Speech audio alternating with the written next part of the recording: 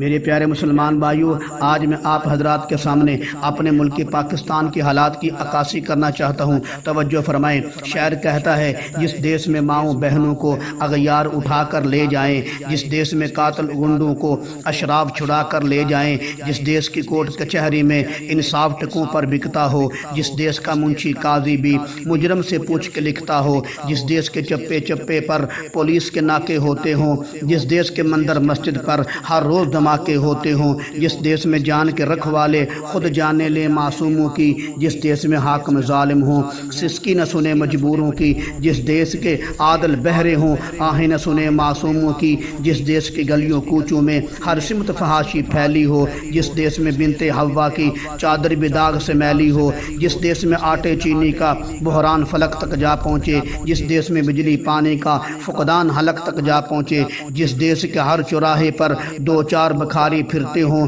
جس دیس میں روز جہازوں سے امدادی تھیلے گرتے ہوں، جس دیس میں غربت ماؤں سے بچے نلام کراتی ہو، جس دیس میں دولت شرفا سے ناجائز کام کراتی ہو، جس دیس میں عہدے داروں سے عہدے نہ سنبھالے جاتے ہوں، جس دیس میں سادہ لو انسان وعدوں پر ٹالے جاتے ہوں، اس دیس کے ہر ایک لیڈر پر سوال اٹھانا واجب ہے، اس دیس کے ہر ایک حاکم کو سولی پر چڑھانا واجب ہے۔